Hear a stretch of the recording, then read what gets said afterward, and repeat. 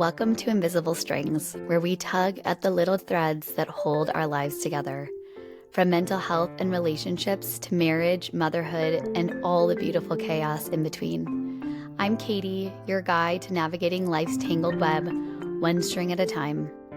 Think of this as your weekly dose of insight, sprinkled with a bit of laughter, some heartfelt chats, and maybe even a happy tear or two.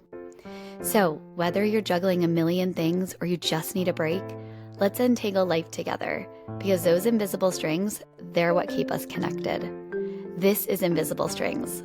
Let's get started. Happy Friday. I'm so happy that you are here and listening. This is a little bit of a trigger warning because this week's episode of Invisible Strings, it contains some honest conversations about domestic violence, miscarriage, and infertility. And I know that these are really heavy topics, and I just want to honor the hearts that may still be healing. But I also want to encourage you to listen, because this isn't just a story of pain. It's a powerful testimony of redemption, restoration, and God's faithfulness. If you're in a place to hear it, we believe this story will speak to your soul. Guys, welcome back to Invisible Strings. I am so excited. This is literally the best day of my life. My very, very, very amazing friend, Emily Fox, is here. Hi. Welcome to the studio, Emily. Thank you. I love your studio. You love it? I love it. Yeah. So I cute. do. It is. I think that everybody that's listening needs to understand how we met. I think so too. I mean, I just feel like it's a very crucial part to our story. Does it say rise and shine on his butt? Yes, and that's actually how we greet each other in the morning. Rise and shine. You say that? Yes, it's a song. I'm not going to sing it. Can I hear it? Sure. Rise and shine and give God the glory, glory. Rise and shine and give God the glory, glory. Rise and shine and give God the glory, glory. Stetson James Fox. Oh my God. And then when Chandler's with us, it's Stetson and Chandler Fox. I mean, I feel like the last time I did this, it was karaoke. Okay. It's a little bit different. Yeah. There's like people that listen to this in different countries. Isn't that weird? Yes. And I find that very fascinating. Me too. The findings have been interesting. If you're listening right now and you're from a different country that's not the United States of America, can you please reach out and talk to me about where you live and how you found us? And I just there's people in like Japan. Like what? But do it in like a voice memo. Yeah, make sure you do it so in we a can voice hear memo. the accent. And also, I wonder if it's like translated. I would feel like if it wasn't, No. we could certainly find a way to translate But I don't. it. But like, is my podcast being? Could it be like a Netflix thing where you don't realize until 10 minutes into it that it's actually a different language, but you're already invested, and so you can't turn the movie off? No.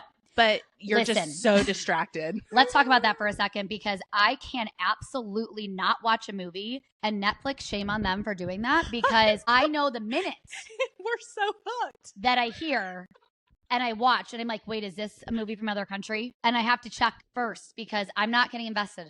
But it looks so good because it says 2025. It came out this year. Why haven't I seen this movie yet? And then you click it. And No, I hate it. 5 minutes into it, you're like, No. That's why. Makes me so mad. I know the minute I see the actors. Oh, so you're better than I am. Because I've been duped so many times. That's fair. And I get very excited about these movies. That's these fair. shows, just anything that's new. Okay, so the way that we met was probably one of my most favorite stories ever. You guys, that one night I was out with Brad and some friends, and we ended the night at the local bar. And we got there, and I go to order a drink at the bar, and everyone else stays in their seat. And I'm standing there. I'm looking around. There's a lot of people there. And this gorgeous woman looks at me and she's like, this is going to sound so weird, but I just feel like, did I make up Soul Sisters? Did you say that? I probably said that. Okay. She's like, this is going to sound really weird, but like, I feel like we are like soul sisters. And I looked at her and I was like, we should be friends. yeah, and we should be friends. And I immediately was like, I'm obsessed with you. And she's also so beautiful. I was like, okay, I agree. Yes. Okay, let me tell you my version. So we're at our favorite place and we've been there for a minute. And I look over and I thought, oh my gosh, she reminds me so much of home. You should remind me so much of home. And I was like, we just have to be friends. So I walk over and I said, No, I turn around. You actually, were sitting at the y'all were- bar. yes. And you were right behind us at like the high top. And I turn around like, this is going to sound really weird, but I feel like we're soul sisters and we should be best friends. Yeah. And also, you guys, she's a photographer, which is crazy because, I'm also a photographer. You are. I know. And we got to talking. And then what happened? Yeah. So we exchanged each other's Instagrams. Sure. We did. Yep. Earl takes photography. There it is. Yeah. If you're interested in looking. Yeah. Or you just want to see how beautiful she is. No. You'll also see her on my Instagram page. So if you don't follow me, follow me. Anyways, I'm going to keep making noises if you keep that up. Was so excited about this meeting that I go back to my table of other friends and I'm like, you guys, and I was like so excited. I'm like, this girl at the bar, see that girl right there? And Brad's like, yeah, she's so hot. And I was like, yeah, I know. She just said to me that we should be soul sisters. Yes. And my other girlfriend was like, ugh, she's probably a lesbian. And I was like, really? I don't think so. But if she is, that's fine. She's gorgeous. That's okay. Because I hadn't introduced you to my husband. No, you hadn't.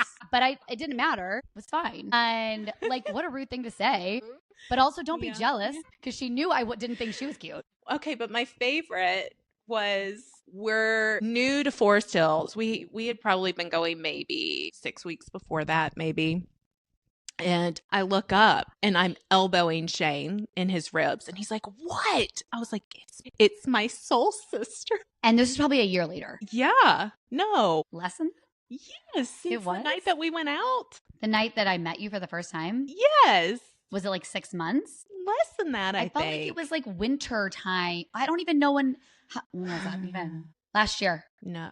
Well, last year is when we saw each other at Forest Hill.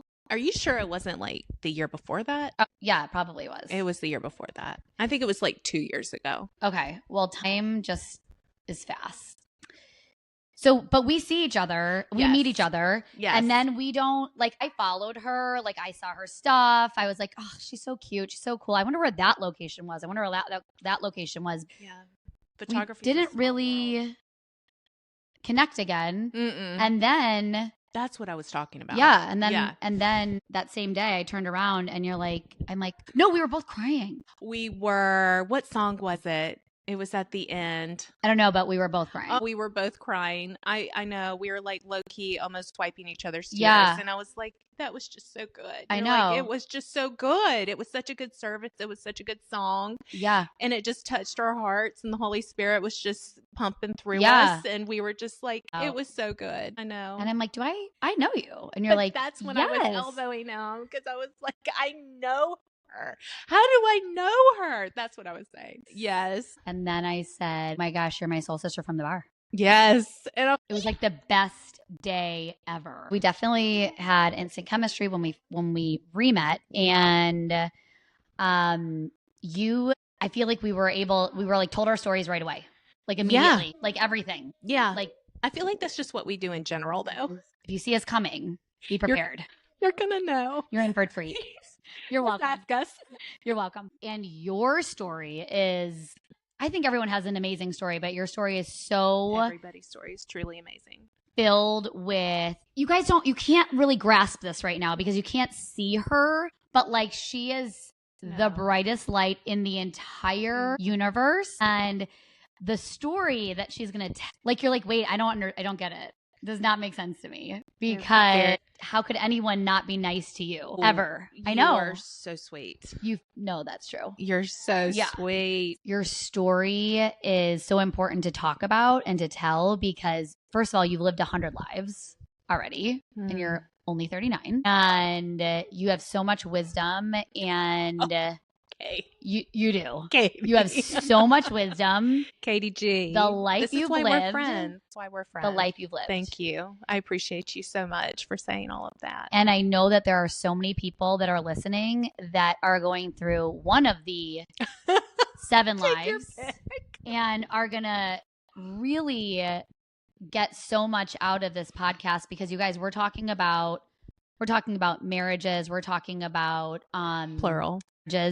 trace. We're talking about infidelity. We're talking about abuse. We're talking about infertility. And there are so many aspects of your life that there's women out there that are going to be they're just going to feel very connected to your story. I hope so. And that is the only reason why I'm doing it. Because you guys, she was like, I can't do a podcast. I don't know how to do a podcast. No. That's not me either. I didn't know either 14 weeks ago. Okay, but I mean, you were obviously born to do this. I mean, it is so obvious the second you started this. I was like, what? Wait a minute. Why? She's been doing this for years. You're like, no, this is the very first time I've done this. I mean, from the music to the intros to the next, to the next, to the next. Oh yeah, it's your turn, girlfriend. I'm just telling you, everybody knows it, that you are literally living your purpose right now. And Well, it's that's so pretty sweet of cool you. to see. Yes. Well, thank you. Oh, you're welcome. that. And if you edit that out, I will. I already know you're trying to like edit. No, that's not staying in. Nope, can't. Hey, if I'm doing this, you've got to keep it Okay. in. That's part of it. So you guys buckle up, put those headphones in if you haven't already, which I really actually hope that you have because Oh yeah. because we're going to come back with Emily's stories of her 7 lives. So I hope that when you guys listen to this, you are able to connect with Emily and maybe you're able to listen to it and you can relate to it yourself, or you know someone who's maybe going through something like this and you can share it.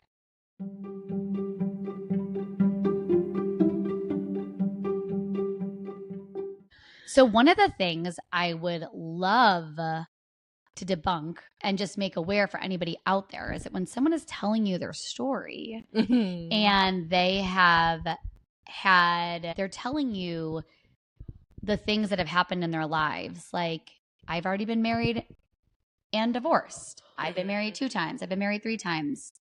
I feel like people automatically have this like preconceived notion in their mind that there is something wrong with you and that you are the issue. But I would challenge you guys to be very open-minded to continue listening to the story, because in Emily's case, that is absolutely the opposite of what happened here. And being married, just because you can say you've been married once and you've been in your marriage for a certain amount of time does not mean that you're actually happy. And it takes a lot of strength, and it takes a very brave person to walk away from a marriage, because there's so much, like, think about it for yourself as you're sitting here listening to this. You've had a wedding, your parents have, or maybe you have put your own money into a wedding, and it turns out that this person is not the person for you. And it just takes a lot. It takes more guts to walk away from something that isn't right than it does to stay in something that also isn't right. Yeah, I just want to be clear that though, when I got married the first time, I walked into it at 20 years old. Yeah. Married my high school sweetheart. We were together for 5 years before we got married. Dated once when we were 14, and then I was 16, 17 when we started dating seriously, and I was engaged at 19, married at 20, 21 maybe. And you know, he was my best friend. I felt like we surfed together. We rode dirt bikes together. We grew up together, basically. We would go, so funny. We were obviously in high school and broke, and we would go and work at this little Japanese restaurant. We would sweep the floors before we went surfing, and they would pay us in food. And so we would grab boxes of teriyaki chicken and head out to the beach and surf, and then come home. And it was, I mean, the best. And so I thought, gosh, you know, it just doesn't get any better than this, right? And so we got married. He became a police officer about 3 years into it, and 4 years into it, and little things started happening. And I'm a huge proponent of law enforcement. I don't want to, you know, make it sound like that, you know, I'm not pro law enforcement. I am. My current husband used to be a police officer. Yeah. And like he was men in a your great one. Evidently, we got married, and I think, like, in my mind, you know, everything's new. We voted together for the first time. We got our driver's licenses together for the first time. Everything was just the first, and it was just glorious and wonderful and all the things. You do go into, it doesn't matter how many times you've been married, your first year is always the hardest. And it was. And we were the first ones out of our friends to get married. Long and short of it was, when he became a police officer, there started to become some separation. He became very kind of forceful with me physically. I think, it was hard for him to shut off. And one day he came in and said that, he had met somebody and that it was time for me to move out. And you met a criminal, or like, what do you mean you met somebody? He met somebody that was a fellow cop, and they would meet up. And it was one of those moments where you were in counseling and I knew something was wrong. This has been my best friend for years. We were together for almost 10 years. We were married for 5. And, and I'm going, what do you mean I need to live somewhere else? And the story's pretty wild, but I'll make it short. But basically, we were in counseling. I didn't know what was going on. Something didn't feel right. And it turns out he wanted to move her into my home and move me out. And there was no coming back from that. Asked if we could work stuff out. This has been somebody that I grew up with, even from a friendship level. What was I particularly happy? No, not really. But we were married. That's a covenant before God. And just because you're not happy doesn't mean you can just peace out. He had been having an affair for about 6 months, and that was going to be his new soulmate. So I moved into an apartment.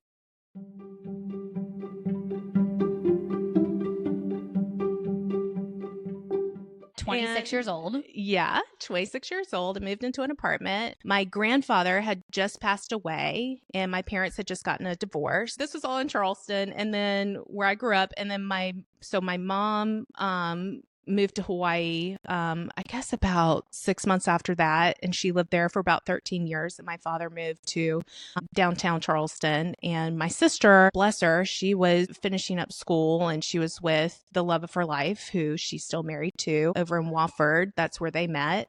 And yeah, I got an apartment, and I had never really dated. I was with the same guy that I was with for forever. And so I went on dates, probably not the healthiest to just move forward, so quickly. But it took me about 6 months, and then I got on, a couple apps for like a minute, and that was miserable. I couldn't understand all the lingo. And then next thing you know, I had to write it in my phone, like, Tim 24 likes golf, I couldn't, I don't know how to do it. I don't know how to do it. How many dates did you go on?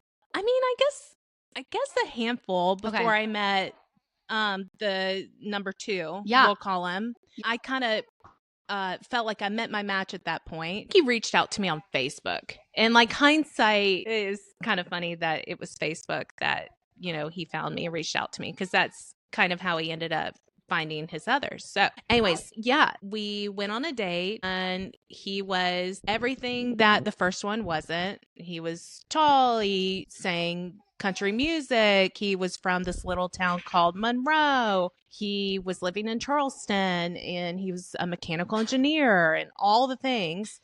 And we hit it off. And so we went boyfriend and girlfriend very quickly. We went exclusive very quickly, and we started dating. What did you like about him? I think what I liked about him was he was literally, like I said, everything that the first one wasn't. We should give them names. Bob? Okay, Bob. Yeah, so Bob, Bob's the first one. The second one, we'll call him Russ. I don't know Russ. That's perfect. So Russ, these are all fake names. What I liked about Russ was that he was everything that Bob wasn't. So he was outgoing. He could captivate a room. He was down for anything. You want to go to this trip, you want to go over here, over there, travel. He was down. It was just always easy. It was just fun. We had a lot in common. Did you guys know people in common? I used to be into like figure and fitness competitions and stuff like that. And he did as well. And it's a small community. Charleston's a big, small place. So if you're into like bodybuilding or whatever, everybody that's into bodybuilding. If you go to Folly, everybody at Folly. If you go to Isle Palms, everybody at Isle Palms. So it's like a small, big place. And we had somewhat met each other before at the gym, like once before. We had been exclusive for 6 months. I was working in sales, and that contract had ended, and he was being relocated back to his home place in Monroe. Okay. So then you were so lucky that you got to move to Monroe, North Carolina from Charleston, South Carolina. Yeah, sight unseen. So made the move, and were you guys engaged yet? No, we were not. You felt like this guy was like, yeah, this is it. He is amazing. Like you hear of like the term love bomb. It was like a 1.5 love bomb. That had to feel so good though. Yeah. What does love bomb mean for anyone out there who doesn't know? All the things all at once. He's obsessed with you. Yeah. Anything you want. I think, again, he was kind of everything that Bob had lacked. And so I thought, gosh, this is great. Like, tall, dark, and handsome. This is perfect. And we have so much in common, and all the things are the same, and all, it's just easy and all that good stuff. And, none of it was real. None of it. And I didn't know. So when did you end up finding out that this was completely a false relationship? After we got married. Tell us about it.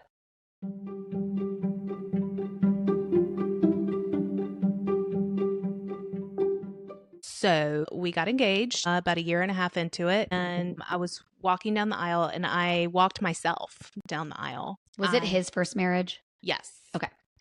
And I was like, oh my goodness, why am I hearing no? And I actually have a really interesting story. So I was working for a company in Charlotte doing sales. I remember that Friday before I got married, there was a piebald buck. Do you know what that is? A piebald buck? Is it like a white?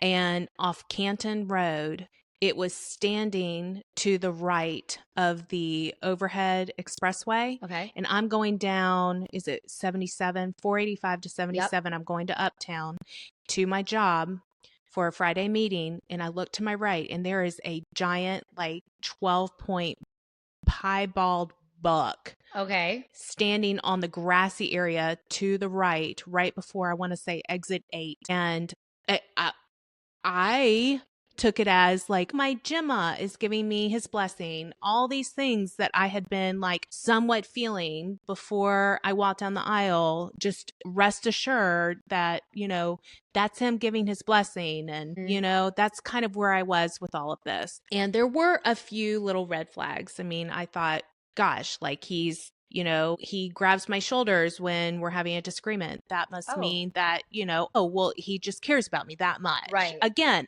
everything that I had not experienced before. Before it was like, oh, you got this, kid. I'll see you later. Oh, hey, bro, what's up? Oh, so I went from like, hey, bro, what's up? You want to go surf? To like what I would say like a real relationship that has romance and things like that. And so Passion. I didn't know that was a red flag leading into a very horrible situation. We go to our honeymoon, which is on a cruise in October. If anybody's taken a cruise in October, very first cruise, plates were coming off of the tables, shattering because we couldn't even dock at any of the places because the pool water was going into the water and the ocean was coming into the pool. Like the ship was topsy-turvy. And the second we get there, he was very upset that we were there. And I didn't know why. This was the day after we get married. Okay. I'm thinking, what, like he's been acting kind of weird. Like, I don't really know what's going on. We get into the cabin and he grabs me by the neck and throws me against the wall and is upset because we didn't have like enough towels. So I immediately, make sure that we have enough towels, right? Of course. So I see this sweet little old man and I said, hey, and my neck was really red and I had obviously been crying and I said, hey, do you have any more towels? And he said, yes, ma'am. Are you okay? And I was like, I'm fine. I just, we just need some more towels. Thank you. And I grab them. Well, that sweet man checked on me probably 6 or 7 times. Really? Through the cruise because he was so worried about me. I was being thrown against the wall. I was being held in chokeholds. It was awful. I was throwing up because the cruise ship was literally about to turn upside down. It was intense and it followed us home.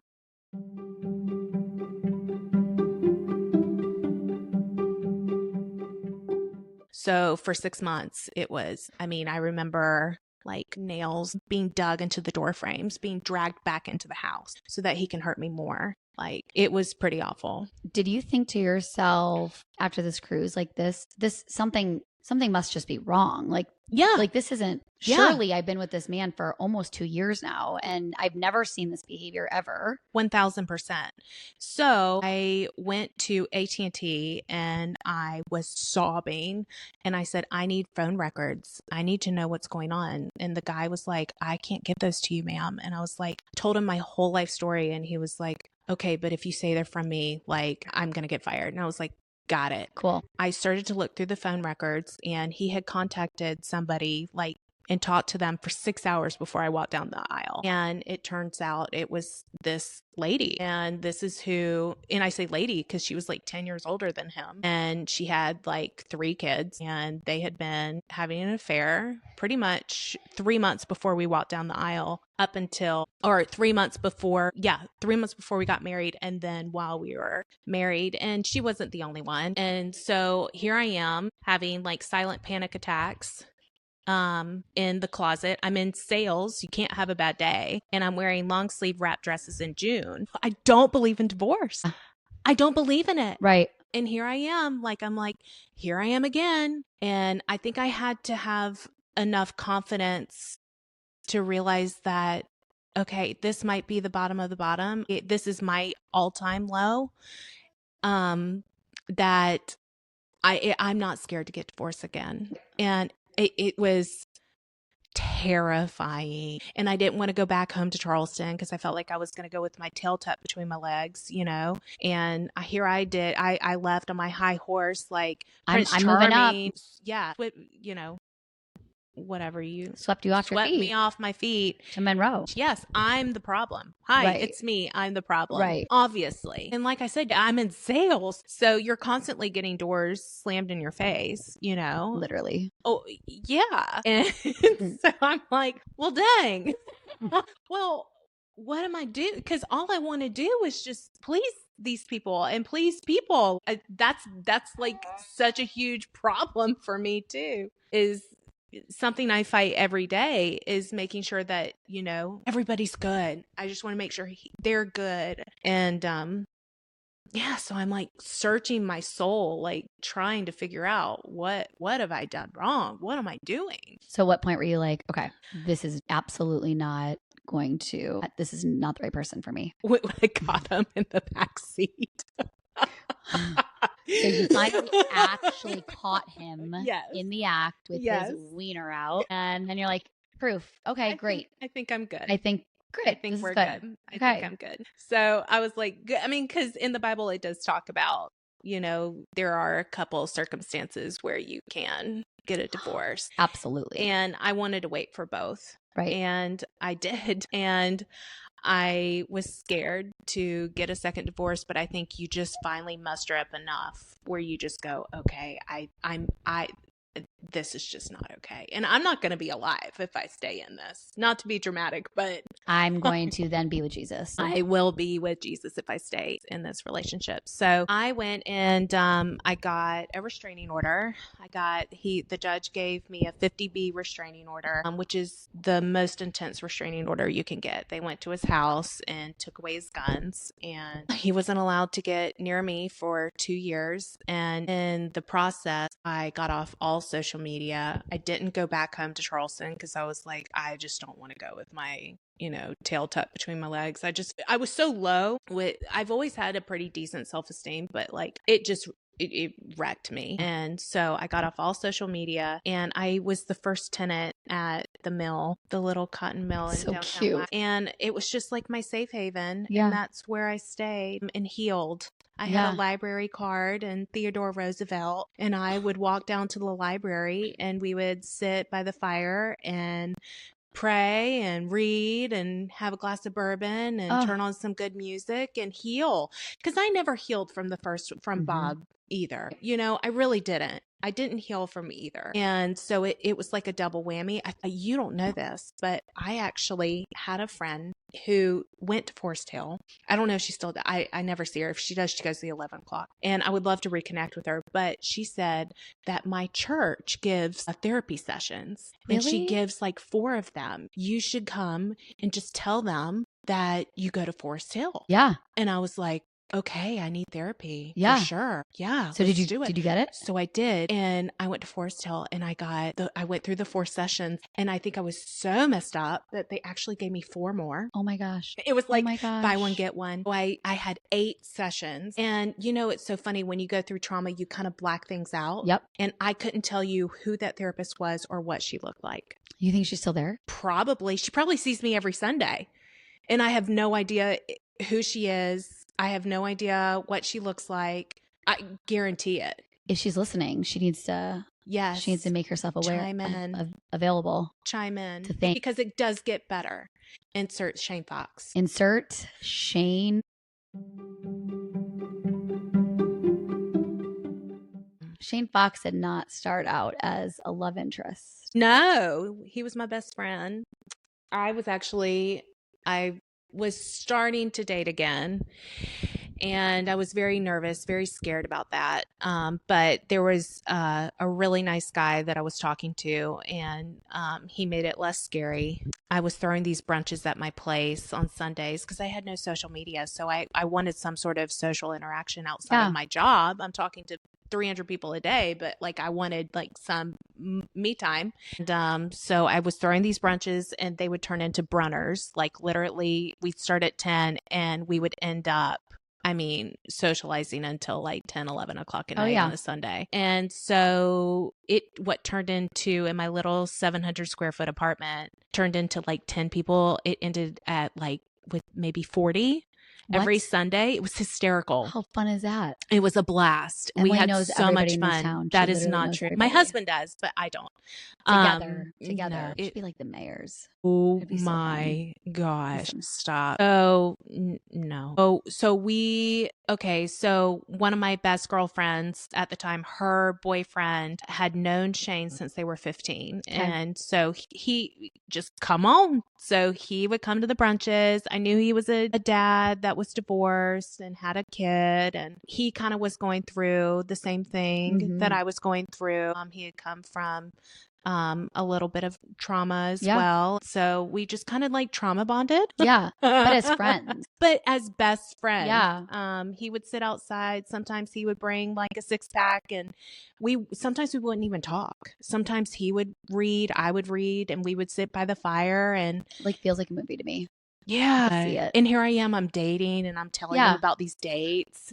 What do you think? He's like, great, get rid of him. Sounds awful. Well, several months after that, he was helping me take down dried magnolia off the top of my cabinets one Christmas. And I was like, what is this? Like, why are you here? And why are you helping me? Like, what is that? And why are you so cute? Why are you so cute? Why? And he was like, I don't know. And I said, is this a thing? Like are we supposed to be dating? Like, what is this? Do you want me to have your baby? What? Not even yet. But maybe. Maybe. And so we went off to Asheville that weekend, and I was like, oh my gosh, there's chemistry. My God. Let that dog in, please. Yes. Oh my gosh, there's chemistry. Oh my gosh. Okay, so you guys took a trip to Asheville. Yes. And just the 2 of you? Yes. Had it been planned? No, we just went on a whim. We were like, well, we have to see what this looks like. And we don't want anybody to know because all of our friends, But the sexual tension was high. Obvious. So I broke up with the guy that I had been talking to because I couldn't go see what this was, And so there it is. And here we are. Yeah. So you've been married to Shane for 6 years. 6 years now. 6 years. Yeah. And how soon after your Asheville trip did you guys decide this is like a real thing? We came back as boyfriend and girlfriend. Okay. 1,000. Yeah. And then how soon after that did you guys get married? A year, maybe. Okay.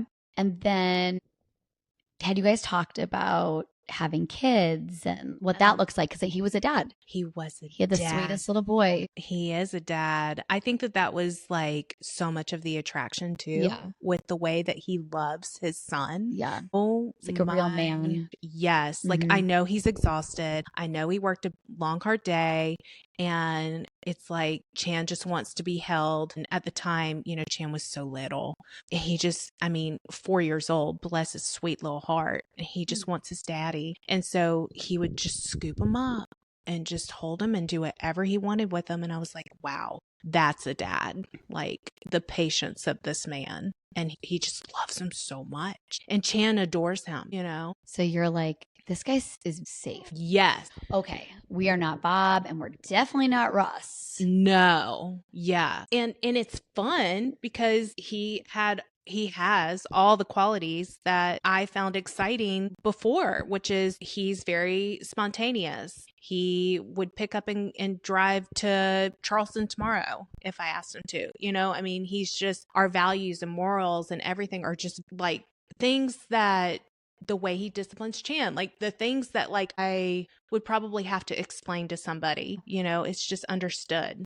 And it's so easy. So you guys end up getting married and you start talking about starting your own family and how excited you are to be able to have a baby with. Oh yeah. And give Chan a big bro or a little sis. Yeah. Make him a big brother. Yeah. I mean, nothing would give me more joy. And plus I felt like it would be a first that I can give a husband. It would be a first that I could give somebody that I love very much. And so we started trying immediately. It wasn't really working. And I thought, gosh, you know, like maybe I just need to start paying attention to ovulation or whatever. And so I started to somewhat pay attention. To know me is to know I'm very unregulated, like go with the flow. I love things to be in order. I'm just not going to put them in order. Totally. Me too. Somebody sent me something the other day and they said, I identify as a type C. Which is? We like order, but like, can you do it for me? And I'm not gonna know where my keys are. No. Take care of me, please. Unfortunately, I'm independent, but yes, please. Right. It's both. Like yeah. I'm independent, but also I want you to take care of me. Yeah. But also I can do it myself if I have to. 100%. I don't really want to though. No. So how you do this? You have discovered at this point, you're like doing the ovulation crap, I'm sure, which is like the worst. Yeah. I have to start paying attention. So I'm starting to pay attention and it's not working. So I'm like, I should probably go talk to my OB and see what's going on. So they get this test, and I say this to any 20-year-old, please, next yearly appointment that you have with your OB, go and get your AMH levels tested. AMH. It'll tell you the quality of your eggs. It'll tell you around about, okay, you've got plenty, you're healthy, you've got all these eggs, they're good quality and all that good stuff. Okay. And you'll have plenty. So I went and got my AMH levels tested, and it turns out they are that of like a 60-year-old, like 60-year-old. So everybody that's listening is going to get their AMH checked. Yes, get your AMH levels checked, because that will tell you, okay, I have time. Okay, we're newlyweds. We want to start a family, but I just want to make sure that when I do want to start a family, I'm able to, and it'll be easy. Or, okay, when we do want to start a family, I know that I'm going to need some extra assistance. Fast forward, I go ahead and my AMH levels are awful. My OB is saying, you need to go see a specialist. And what I'm hearing her say is, oh, you're fine. You have time. So type C. So my friend said, oh, I have this like Chinese doctor. She does acupuncture. You need to go to her in Charlotte once a week. Let her work on you. You'll be pregnant tomorrow. Okay, great. That sounds a lot better to me. So I don't like to take like a Tylenol if I can help it. Right. So I go once a week for a year, lay there. And for some people, acupuncture is like Some people fall asleep. Me, not so much. Having needles in your earlobes and on your wrists and down your shins it legit was torture to me. I felt like it was, yeah. And you lay there and she said, oh, you just need to lay there and relax and meditate. I'm like, there's needles in my shins. Cool. So that was not for me. So, but I did it for It took you a year. long time to figure that out. Yeah. I mean, she said no gluten, no dairy, anti-inflammation diet. So I excluded gluten and dairy and did the acupuncture. Some people are like, oh yeah, I do that on the daily. For me, being a non-regimented person, just somebody that just kind of flies by the seat of her pants, it's just torturous, all of it. Well, I said, it's a lot you know of planning. what? Yeah. It's a lot of thinking and planning. And because of the bodybuilding stuff that I did, it's triggering for me too, because I had to be so regimented. I had to have all my meals prepped. I had to have all of this. And it was horrible. I did it for like 5 years and it was awful. It sounds really hard. It was awful. So I go to the doctor and I said, look, there's got to be some medicine or something. My friend told me about this stuff called Clomid. What is that? And she said, yeah. She said, we can try Clomid. She said, let's get you on a dose. So I try it. I felt fire from anybody that has ever tried Clomid. You will totally relate to this. You feel fire from your feet to the top of your head and rage. I mean, really? Rage. And it takes a lot for me to get to that point. Like, I love peace. I love everything just being good. And I'm telling you, somebody sneezed and I'm like, who sneezed? I mean, it was awful. Terrified me from you. Awful, right? Yeah. So I know, mean, angry Southern woman. No way. That is not you. No. And so I did 3 rounds and nothing happened. And I said, I think I need to see a specialist. She's like, I've been telling you that for 3 years. So, but I didn't want to do IVF. I was like, I was in denial that I was going to need IVF. Yeah. So I go to one, there's 2 big ones in Charlotte. I go to both of those. They tell me there's no way that you with your AMH and your levels and your eggs, they're like, you do not have what it takes to do IVF. You legit cannot, your eggs will not survive the process. What if I did just a couple rounds just to give it a shot? And they're like, it would be a waste of hundreds of thousands of dollars for you to do this process. They're like, this is the second infertility place or the first? Both. Okay. The 2 big ones in Charlotte. So then I was like, well, I just need to go back home. I just need to go to Coastal and see what they have to say.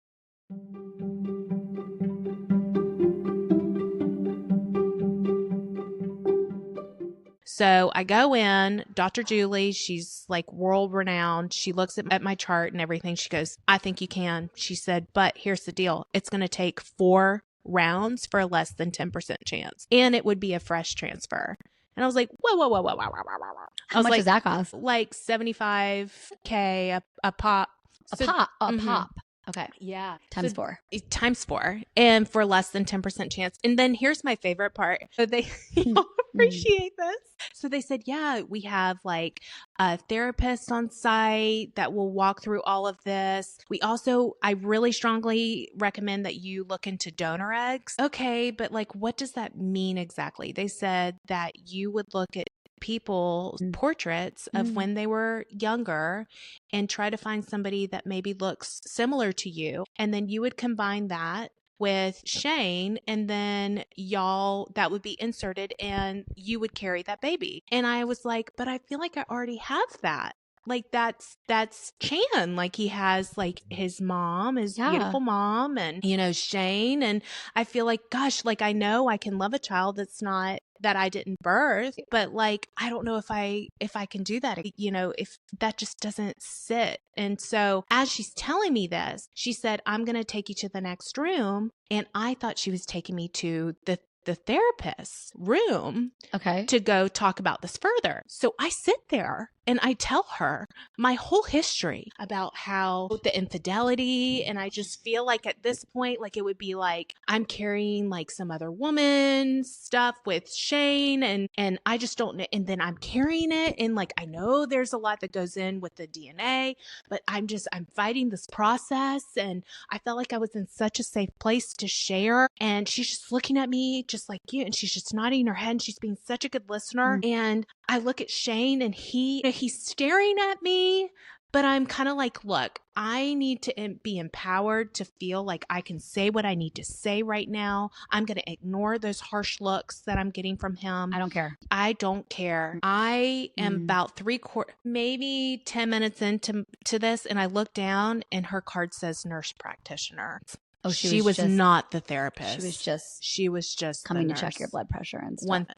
But she was such a good listener. God bless her. So then we go to the accountant and she's like, this is how much it's going to cost. So anyways, I'm checking out and the lady looks at me and she goes, gosh, I just don't know what I'd do without my kids. And I was like, love that for me. So the whole thing was radical. So, and I think at that point, it just started to sink in that this may not be a possibility. Because this is number 3. Yeah. It's kind of been like, if you don't pay me $300,000, right, and buy me a new beach house, you're not getting pregnant. 1,000%. And so, we decided that we were just gonna, just be grateful for what we have, which is, our beautiful son, Chandler, and, my stepson, and who I have known since he was 3, almost 4 years old. And that was going to be it. And I'm just going to be the best stepmom I can be. Right. Yep.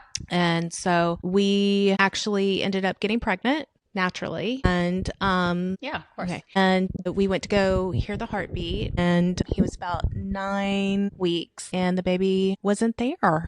It was wild. It got absorbed into the tissue, which is something that I think was pretty, I don't know. My sister said it's like, because I ended up having to go to the hospital for this. And my sister said it was like God just took the baby straight up there. And I thought that was really sweet. It's really beautiful.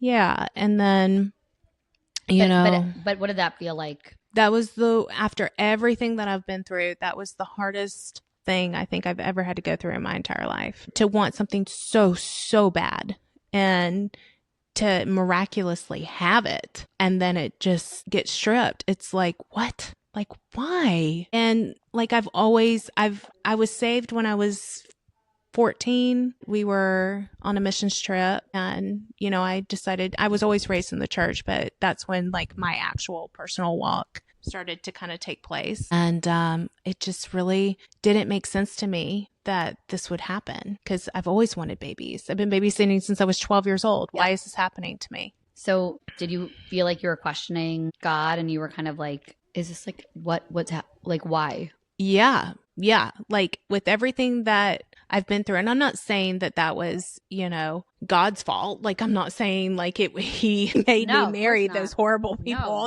it's not like that. It was more like, right. But I mean, my gosh, he did. And I think that was like, halt, like, don't do that. But again, how do you stop a wedding that's one day away? Yeah. And yeah. We don't trust ourselves enough. No. Especially when we're young. No. We don't have like the wisdom. No. And we just don't trust ourselves. And so even though you remember that was there, we are like, well, this certainly couldn't be bad again. Right. Like, I'm not going into this like half-heartedly every single time. I'm going, oh, this is going to be it. This is amazing. And guys, guess what? I'm moving to Monroe. Yeah. Yeah. It's such a cute town. Yeah. It actually is. Yeah. So once you went through this miscarriage, did it take you a long time to recover? And how did you feel? Were you like, okay? I had heard that once you got pregnant, that, it's going to happen quickly after that. So I went ahead and squeezed in a quick, Botox appointment. I went ahead and did all the things, that I couldn't do because I was going to get pregnant again. Immediately. 10%. Mm-hmm. This is definitely going to happen. Well, 6 months goes by, 6 more months goes by, another 6 months goes by. And I'm like, okay, it's just not going to happen.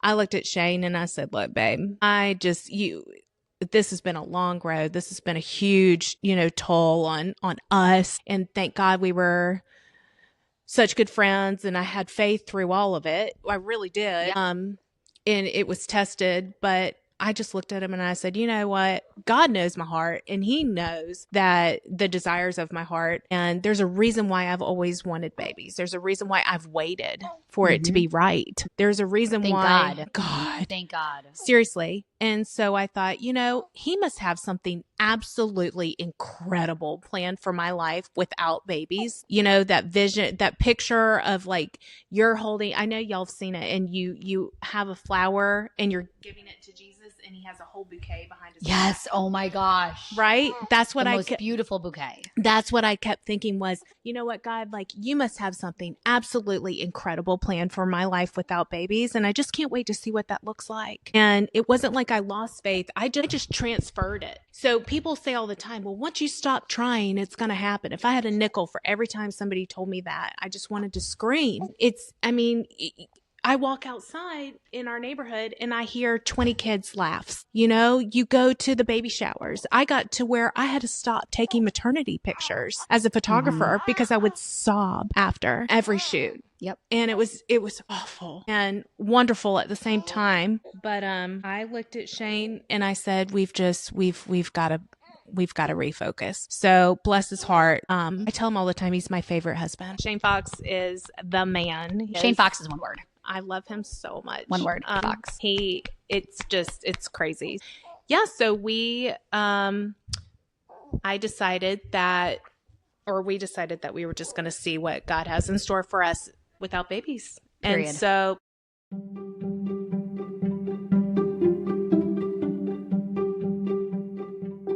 that Sunday, I was in church and I had my eyes closed. I was listening to the worship. I was in full sway, and this 3D picture of this 3D ultrasound, that like orangey yellow vision of a baby has got closer and closer and closer and closer and closer until I had to open up my eyes. I was like, whoa. I was like, that was wild. And I told Shane about it after church and I was like, babe, the weirdest thing happened to me. And I was like, wasn't that sweet that God let me see what that baby was going to look like? That was such a beautiful gift that God gave you that you thought was just going to be something that was what happened in the past, but an actual reality. What was that picture going to be? So it was going to be our healthy baby boy. I was helping Shane put a railing on the front of our house. It was hot as Hades. It was right after the 4th of July. It was July 5th. And I fell over the porch and I was like, this is weird. That, I know, I don't think I only had like a couple at the 4th of July party. I shouldn't be. I should not. And so, I looked at him and he was like, you need to take a test. And I was like, no, I don't need to take a test. And I said, that chapter's behind us. And I took a test and I was fully pregnant. We went to the doctor and we found out we were having twins. So I had nothing. I mean, obviously I did have something, but I had nothing in my left side. I had maybe 2 follicles on my right side. And for those not with a PhD in infertility, that's basically like what releases the egg. And so I maybe had like 2 on one side and 1 on the other. Okay. So the doctor comes in and is like, twins. Yep. You're having twins. They went and looked at my left ovary, my right ovary, and said that I had actually released an egg from either side at the exact same time. And I was like, that's like impossible because I don't even have anything on my left side, but God, right? But God. Yeah. And so what kept playing in the back of my head was, but I only saw one baby like that Sunday at church, which was so weird. And I felt such peace when I saw it because I realized, oh my gosh, well, that wasn't obviously the baby that I had lost. It was the baby that was currently in my tummy. Yeah. And so a few weeks go by, I go back for another ultrasound. This is to hear the heartbeats. And of course, I'm nervous with every ultrasound. Funny story. So I actually had never had like an actual ultrasound. They were always on the vaginal ultrasounds. Yes. And so I would be really excited, anxious, nervous, all the things before every one. So I would go ahead in the bathroom to empty your bladder, and I would go ahead and put the undies in the purse and just go ahead and let's just get the show on the road. Let's go. So I did that. and I walk in, she's like, okay, go ahead and pull your dress up. And I was like, okay. And she's like, nope, all the way. So I pulled dress Vagina. all the way up to Yep. my chin. No underwear on. All the way up to my chin, naked as a jaybird. And so she could Rub your just tummy. yeah, I was like, oh, I've never had one of these before. I didn't know I'd get a real one this time. Oh, real one. And so I got a real ultrasound. That was my first real ultrasound. Unfortunately, that was also the one where we realized that there wasn't a heartbeat for the other baby. So they were in their own homes, and so Yep. they were fraternal, and so it was fine to keep the other baby there. And then Stetson just got bigger and bigger and bigger, and here he is. So yeah. And then I felt such peace the whole pregnancy. Felt an immense amount of peace the whole time, because I was like, I've already seen the baby. Yeah, I already saw he's healthy. He's gonna be full term, healthy and good, and he has been. And full circle, you know, God's always in the details. My friend, I think Evelyn told me that God's always in the details, and she said, that she said she always says that God's in the details, but I look back and I was like, oh my gosh, Stetson was born the same week that we lost the other baby, 2 years to the date. So I'm just like, you know, here we are. And you Shane never and thought I 2 years before that no, 'cause you're always kind of just thinking like that. You're just thinking like the next moment. yeah, Like, could you have imagined that 2 years later to the date you would actually have this beautiful, healthy little boy? 2 years to the date that the other lost its heartbeat. That just blows my mind. So he's here. He's My healthy. mind that you saw him, that God like gave you that picture before you even knew you were pregnant. And instead of you being like, gosh, I can't believe he just did that. Like, that's so mean. Okay, I know I'm not having, but you're like, thank you for that. Like, thank you for that beautiful picture of a baby. And you weren't aware of why you got that image, but you were still grateful. Yeah. It's like Job. Oh, You're still grateful. Poor Job. I Poor know. Job, I thankfully. know. But thankful. Yeah. Through all of it, honestly. Every single bit of it. Yeah. It's such a beautiful story of redemption. Yeah. He's our little redemption baby. We are just, and honestly, I think that it took the amount of time that it was supposed to take. Yeah. If that makes sense at all. Yeah. You know, next year we'll be celebrating his first and my 40th. It's going to be the Here we are. biggest, baddest party ever. Bottles and bubbles. Bottles and bubbles. Let's do it. It's not just a redemptive story of, you know, because now full circle, like here's this beautiful baby, but like your faith in all of it and your faithfulness in God through everything. That in and of itself is such a testimony to your faith. Okay, so I guess 2 questions. If you saw a young woman going through a relationship that was not ideal, what kind of advice would you give her? I wouldn't give any advice. I would probably just be there and get extra super duper close to her so that when it does hit the fan, you're there. That's what you probably had. Did you have friends like that? You did? I did. I kept it under wraps. Yeah. Shame. Oh yeah. There's so much in that. Yeah. So all I wanted in those moments was just my friends just to be there. Just be there. I don't need advice. I know what I'm going through is not great. I need to figure this out. God and I need to straighten this out. We've got to figure this out. There's no advice that I would have taken. I think that we need to get used to, I think we need to start going more to write to God instead of to our friends. Yeah. I still need to be reminded of that though. Like, careful. When things happen, I still need to, instead of going outwards, go right up. I'm pretty sure that you did that for me like a month ago. Remember? And I was struggling with some postpartum stuff. Yes. And you looked at me and you were like, I think you should probably like maybe just, and you were so gentle with it, which was so sweet. And you were like, you know, I think we should just give it up to God. Yeah. And I was like, Katie, stop. Like, you're exactly right. And you did it in such a gentle, sweet way that it was so endearing and so kind and so non-judgmental. It was just very much like very real and just like, this is what I would do. but it didn't come off very like, Emily, what are you thinking? Yeah. You know? Yeah. Yeah, I loved it. And I was like, oh my gosh, what am I thinking? Like, what? Yes, I do. I feel like that happens to me all the time. And I'm just like, even with Jack, I was kind of like, okay, what are we doing? And I needed to like figure it out in my brain before in the past, I would go and tell everybody everything and then like have to update everybody about everything and then like not even know what's actually going on. Why would I give you that worry? Yep. When I don't even know what's going on yet? That was really the first time that I have gone up instead of out first. And I think that a lot of times I guess maybe good advice to anyone, especially young girls, is like go up.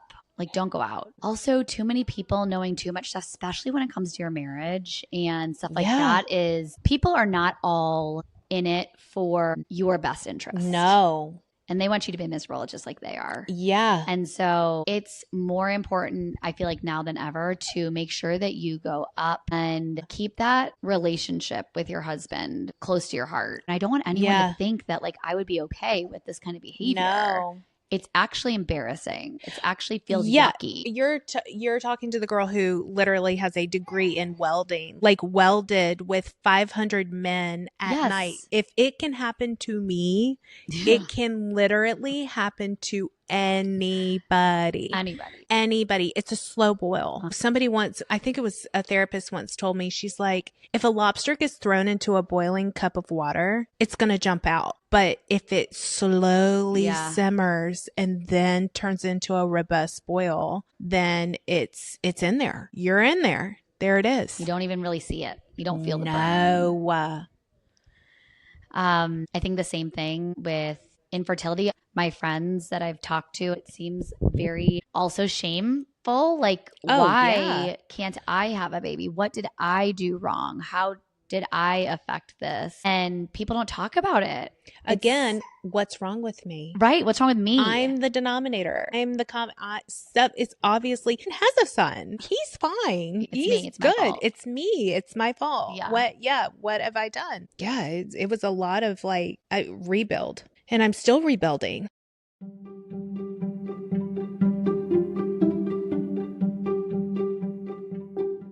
I'm obsessed with him. I know. Literally, I love him so much. It's ridiculous. But it was an out-of-body experience. It literally is. I could feel how miraculous the situation was, and I could feel the weight of everything, and it felt ordained and insane and amazing.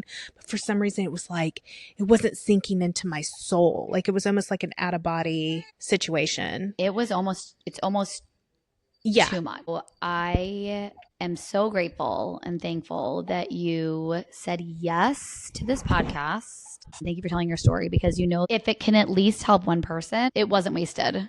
Yeah. And I have a feeling that your story probably resonated with more than one person on multiple different levels. And I'm just really grateful that you came on and really that you're my friend. Thank you for having me as your friend and fellow soul sister guest. Yeah. You need to send me a...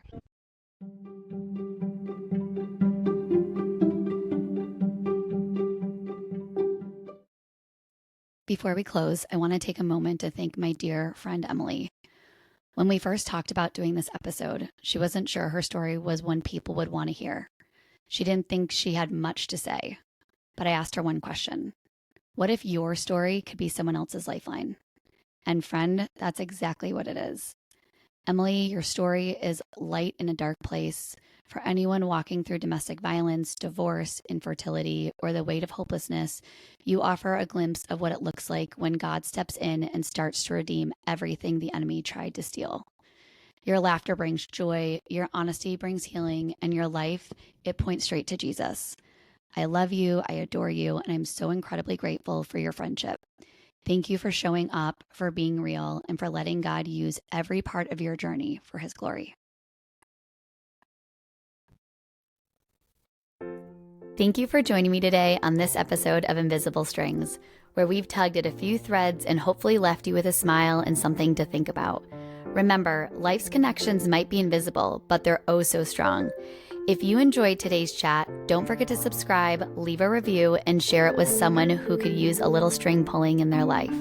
Until next time, keep those invisible strings intact, and I'll see you back here soon for more heartfelt conversations and a dash of fun. Stay connected, stay kind, and keep untangling.